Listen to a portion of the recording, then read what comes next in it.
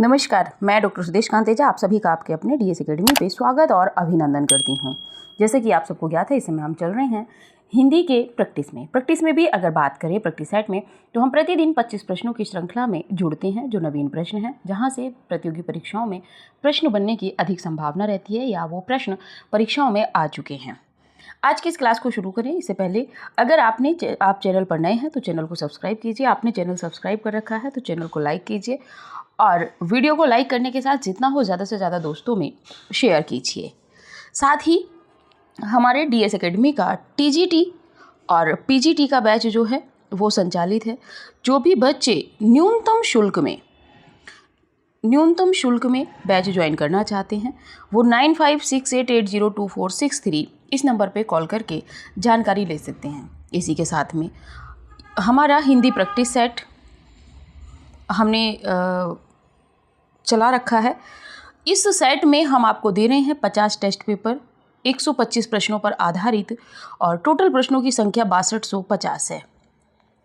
यानी कि आप अगर देखेंगे तो आपके 50 दिन की प्रैक्टिस आप खुद स्वयं का मूल्यांकन कर सकते हैं और जान सकते हैं कि हमारी तैयारी कहाँ तक पहुँची है। 125 पे हमारे प्रश्न कितने सही हो रहे हैं।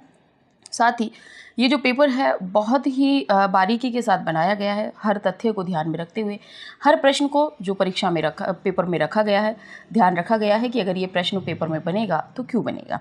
जो भी बच्चे प्रैक्टिस सेट ज्वाइन करना चाहते हैं या टीजीटी पीजीटी का बैच ज्वाइन करना चाहते हैं एलटी प्रवक्ता के लिए भी, वो इस नंबर पर कॉल करके जो है जानकारी ले सकते हैं। नाम मात्र शुल्क के साथ में हम आपको जो है बहुत विस्तृत और अवधारणात्मक कक्षाएं दे रहे हैं। तो ठीक है, चलिए बढ़ते हैं आज के पहले प्रश्न की ओर। आज का हमारा पहला प्रश्न है, निम्नलिखित में से स्वच्छंदतावाद की विशेषता नहीं है। आपको बताना है स्वच्छंदतावाद की विशेषता कौन सी नहीं है। प्रकृति पर्यवेक्षण, प्रेम चित्रण, कथा गीत प्रयोग या ब्रज में रचना। तो आप सभी इसमें सही जा रहे होंगे। ब्रज में रचना जो है वो आपको पता है कुछ भक्ति काल में हुई थी, वरना रीति काल की मुख्य प्रवृत्ति जो है ये मानी जाती है। बाकी सभी जो है स्वच्छंदतावाद की प्रवृत्तियां या विशेषताएं हैं। अगला प्रश्न देखते हैं। अगला प्रश्न है, निम्नलिखित में से पुल्लिंग शब्द है। आपको बताना है इनमें पुल्लिंग शब्द कौन सा है। घास, आय, व्यय या नहर। तो स्त्रीलिंग पुल्लिंग शब्दों का जब हम चयन करते हैं तो हम उनका वाक्य में प्रयोग करते हैं।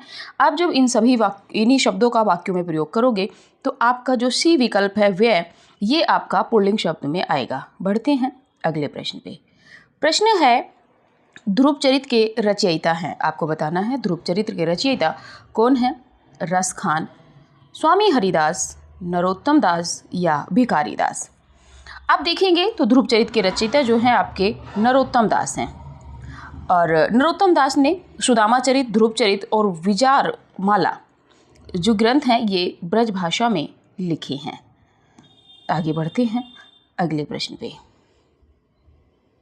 अगला प्रश्न है, कृष्ण गीतावली नामक काव्यकृति के रचनाकार हैं। आपको बताना है कृष्ण गीतावली के रचनाकार कौन हैं।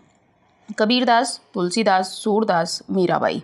तो कृष्ण गीतावली के जो रचनाकार हैं वो आपके तुलसीदास हैं।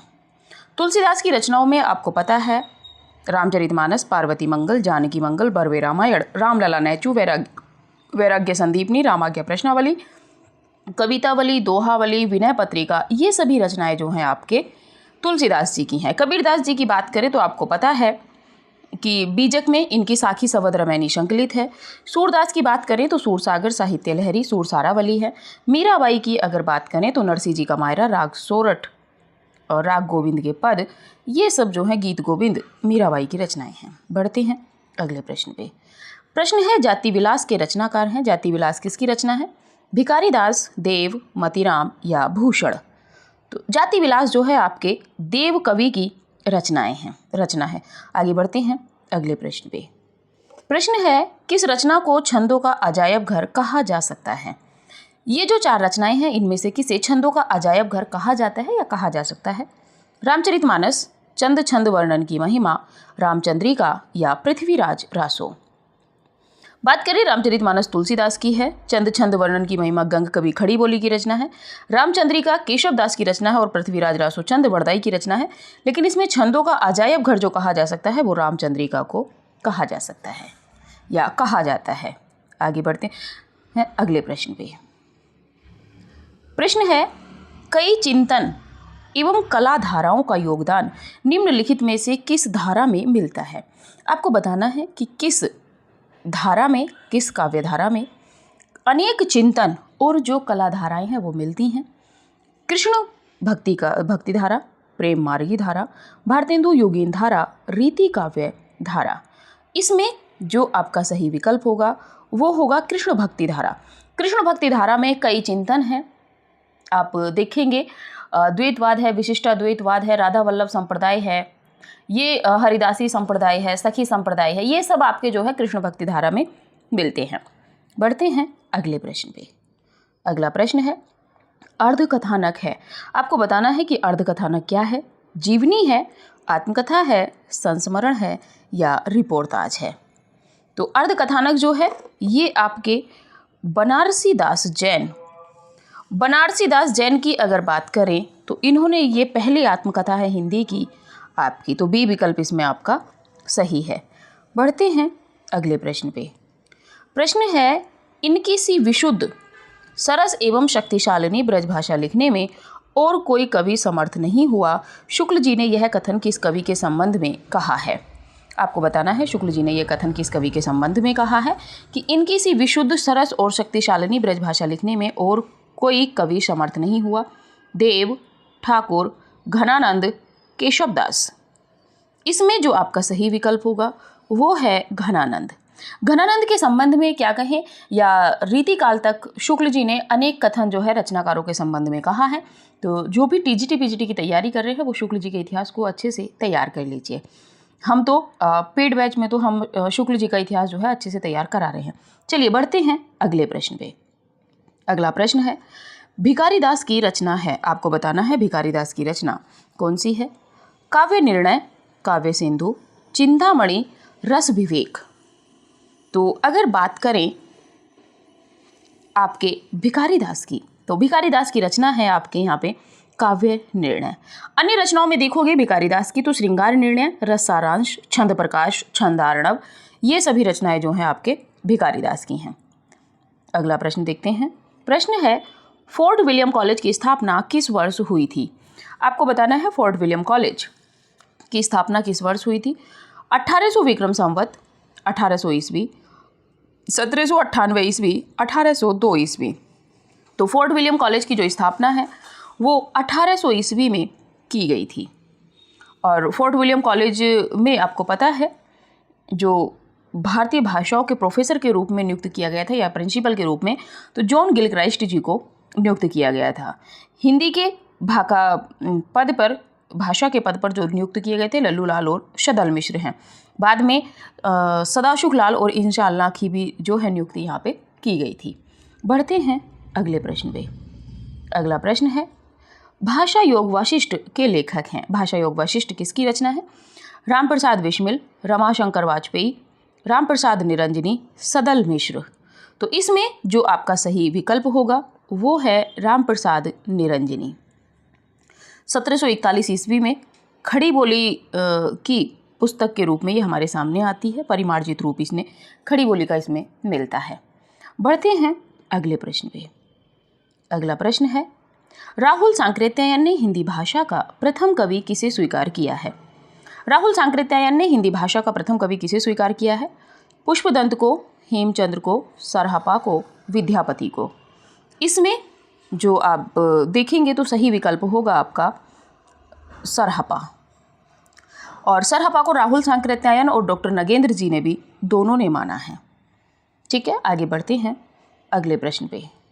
अगला प्रश्न है, हिंदी साहित्य के प्रथम काल को आदिकाल नाम किसने दिया है। आपको बताना है कि हिंदी साहित्य के प्रथम काल यानी कि आदिकाल ही, जिसको आदिकाल किसने कहा है। रामचंद्र शुक्ल, हजारी प्रसाद द्विवेदी, राहुल सांकृत्यायन, महावीर प्रसाद द्विवेदी।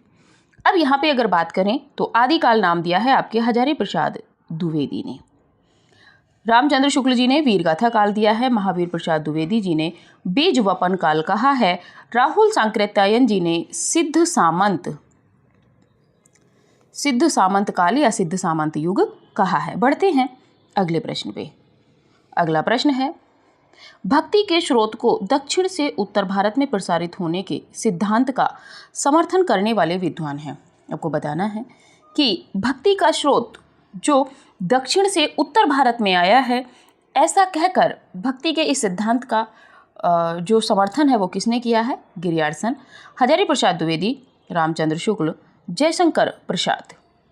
तो इसमें जो है, क्योंकि 17वीं शताब्दी के आसपास आप देखेंगे आलवार भक्तों से ये जो भक्ति है आपकी दक्षिण से उत्तर की तरफ आती है, तो इस कथन को प्रसिद्धि देने वाले आपके रामचंद्र शुक्ल जी हैं। बढ़ते हैं अगले प्रश्न पे। अगला प्रश्न है आपका, मध्यकालीन बौद्ध का स्वरूप के लेखक हैं। आपको बताना है मध्यकालीन बौद्ध का स्वरूप, इसके लेखक कौन हैं? रामचंद्र शुक्ल, राहुल सांकृत्यायन, हजारी प्रसाद द्विवेदी, नामवर सिंह। तो इसमें जो आपका सही विकल्प होगा वो है हजारी प्रसाद द्विवेदी। सी विकल्प आपका सही है। मध्यकालीन बौद्ध का स्वरूप हजारी प्रसाद द्विवेदी की रचना है। हिंदी साहित्य की भूमिका भी इनकी रचना है, हिंदी साहित्य का आदिकाल भी इनकी रचना है। सूर साहित्य, कबीर पर भी इन्होंने जो है काम किया है। बढ़ते हैं अगले प्रश्न पे। अगला प्रश्न है, पद्मावत है। आपको बताना है कि पद्मावत क्या है? एक त्रासदी, मुक्तक काव्य, गेय काव्य, आत्मवक्तव्य। तो पद्मावत की यदि बात करें तो विजयदेव नारायण शाही जी ने इसको एक त्रासदी कहा है। सूफी काव्य परंपरा का श्रेष्ठ काव्य है। किसका है पद्मावत? तो जायसी जी का है। ठीक है, चलिए आगे बढ़ते हैं अगले प्रश्न पे। अगला प्रश्न है, भक्ति काल के किस कवि ने संस्कृत को छोड़कर भी संस्कृत की शास्त्रीय परंपरा का निर्वहन किया है? आपको बताना है कि भक्ति काल का ऐसा कौन सा कवि है जिसने संस्कृत को तो छोड़ दिया है, लेकिन संस्कृत की जो शास्त्रीय परंपरा है, जो पद्धति है, उसको अपनी रचनाओं में कहीं ना कहीं सुमेलित किया है। ऐसे कौन हैं? जायसी, सूरदास, तुलसीदास या नंददास। इसमें जो आपका सही विकल्प होगा वो होगा तुलसीदास। तुलसीदास ऐसे कवि हैं राम भक्ति शाखा के जिन्होंने संस्कृत को छोड़कर संस्कृत की जो शास्त्रीय परंपरा है उसका जो है निर्वहन अपनी काव्य में किया है। और इनकी प्रसिद्धि का आधार आप सभी को पता है, रामचरितमानस है, जिसमें 7 कांड है, अवधी भाषा में लिखा गया है। अगला प्रश्न देखते हैं। प्रश्न है, विनय पत्रिका की भाषा है। आपको बताना है, जो विनय पत्रिका हमने देखी थी, तो विनय पत्रिका है किसकी? तो विनय पत्रिका अभी हमने पहले देखी थी, तुलसीदास जी की है। और किस भाषा में है? ब्रज भाषा, अवधी भाषा, भोजपुरी भाषा या मैथिली भाषा। तो विनय पत्रिका जो है आपकी ये ब्रज भाषा में है। ब्रज भाषा में अगर हम बात करेंगे तो कवितावली, दोहावली, गीतावली, कृष्ण गीतावली, रामाज्ञा प्रश्नावली, ये सभी जो हैं तुलसीदास की ब्रज भाषा में लिखी गई हैं। रामचरितमानस, रामलला नहचू, पार्वती मंगल, जानकी मंगल, बरवे रामायण, वैराग्य संदीपनी, ये जो रचनाएं हैं तुलसीदास की, ये अवधी भाषा में हैं। बढ़ते हैं अगले प्रश्न पे। अगला प्रश्न है, ध्रुपद गायन का संबंध किस भाषा से है? ध्रुपद गायन का संबंध किस भाषा से माना जाता है? ब्रज भाषा, अवधी भाषा, राजस्थानी भाषा या मैथिली भाषा। तो ध्रुपद गायन का संबंध जो है आपके ब्रज भाषा से है। बढ़ते हैं अगले प्रश्न पे। अगला प्रश्न है, बरवे नायिका भेद के रचनाकार हैं। आपको बताना है बरवे नायिका भेद के रचनाकार कौन हैं? केशवदास, भिखारीदास, रहीम या बिहारी। तो बरवे नायिका भेद के रचनाकार कौन हैं? इसमें आपके रहीम जो हैं वो बिल्कुल सही हैं। रहीम ने अवधी भाषा में इसकी रचना की थी। आगे बढ़ते हैं अगले प्रश्न पे। अगला प्रश्न है, रहीमकृत मदनाष्टक की भाषा है। आपको बताना है रहीम की जो रचना है मदनाष्टक, यानी कि बरवे नायिका भेद भी इन्हीं की है और मदनाष्टक भी इन्हीं की है, तो उसकी मदनाष्टक की भाषा क्या है? खड़ी बोली, अवधी, ब्रज, राजस्थानी। तो मदनाष्टक जो है इनकी प्रश्न महत्वपूर्ण है, ये खड़ी बोली में लिखी गई है। और रहीम जो है अकबर के जो दरबार में 9 रत्न थे उनमें से एक थे। बाकी रचनाओं में इनकी रहीम सतसई है, बरवेनाई का भेद है, रहीम दोहावली है, मदनाष्टक है, रास पंचाध्यायी है। रास पंचाध्यायी आपके नंददास की भी है और रहीम की भी है, आपको ध्यान रखना है। बढ़ते हैं अगले प्रश्न में। प्रश्न है छीत स्वामी किस धारा के कवि हैं? छीत स्वामी किस धारा के कवि हैं? राम भक्ति धारा, अष्टछाप धारा, प्रेम मार्गी धारा या निर्गुण मार्गी धारा?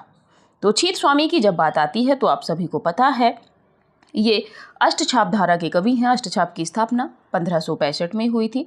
गोस्वामी विठल नाथ ने की थी, जिसमें उन्होंने 4 शिष्य अपने लिए थे और 4 अपने पिता वल्लभाचार्य जी के। ठीक है, चलिए बढ़ते हैं अगले प्रश्न पे। अगला प्रश्न है रामचंद्र वर्मा प्रसिद्ध हैं। आपको बताना है कि रामचंद्र वर्मा जो है वो किस रूप में हमारे सामने प्रसिद्ध हैं? एक कवि के रूप में, एक आलोचक के रूप में, एक भाषाविद के रूप में या एक कोशकार के रूप में? रामचंद्र वर्मा की अगर बात करें तो ये एक कोशकार के रूप में हमारे सामने प्रसिद्ध हैं। बढ़ते हैं अगले प्रश्न पे। प्रश्न है हिंदी शब्दानुशासन के लेखक हैं। आपको बताना है हिंदी शब्दानुशासन के लेखक कौन हैं? कामता प्रसाद गुरु, किशोरीदास वाजपेयी, श्याम सुंदर दास, रामचंद्र शुक्ल। तो हिंदी शब्दानुशासन जो रचना है आपकी वो है किशोरीदास वाजपेयी की। अगर बात करें तो शब्दानुशासन के रूप में हमारे सामने हेमचंद्र शब्दानुशासन करके हेमचंद्र की रचना, और कभी कभी शब्दानुशासन ही देता है, हिंदी नहीं देगा। अगर हिंदी शब्दानुशासन विकल्प प्रश्न में रहेगा तो वो किशोरीदास वाजपेयी जी का रहेगा, और अगर शब्दानुशासन सीधे सीधे रहेगा तो फिर वो हेमचंद्र जी की रचना रहेगी। अब आप लोग बताइएगा कि 25 प्रश्नों में आपके कितने प्रश्न सही हुए हैं। कमेंट सेशन में कमेंट जरूर कीजिए। क्लास अच्छी लग रही है, जितना हो ज़्यादा से ज़्यादा वीडियो को दोस्तों में शेयर करते रहिए, या जो भी आपके पास पब्लिकली प्लेटफॉर्म है आप उस पर शेयर कर सकते हैं। साथ ही जो भी बच्चे बैच से जुड़ना चाहते हैं, हमारा जो बैच संचालित है वो शुरू में दिए गए नंबर पे या डिस्क्रिप्शन में दिए गए नंबर पे कॉल करके अन्य जानकारी ले सकते हैं। प्रैक्टिस सेट अगर उनको ज्वाइन करना है, अपनी तैयारी को बेहतर ही नहीं, आगामी जो आने वाली आपकी परीक्षाएं हैं उनमें एक सीट सुनिश्चित करनी है, तो वो समय से बैच ज्वाइन कर सकते हैं। और जो आपकी प्रैक्टिस सेट की PDF है वो आप उपलब्ध अपने पास ले सकते हैं। बैच जो इस बार हमारा है निःशुल्क बैच से बहुत ऊपर इस समय क्लासें चल रही हैं। क्लास में 80 से 90% आपको क्लास में ही क्वेश्चन फॉर्मेट सब कुछ तैयार कराया जा रहा है। तो जो भी बच्चे बैच ज्वाइन करना चाहते हैं या नई क्लासों का डेमो देखना चाहते हैं तो वो शुरू में दिए गए नंबर पे बात कर सकते हैं। तो अभी की क्लास यहीं तक रखते हैं, मिलेंगे अगली क्लास में अगले नए प्रश्नों के साथ में। आप सभी का धन्यवाद।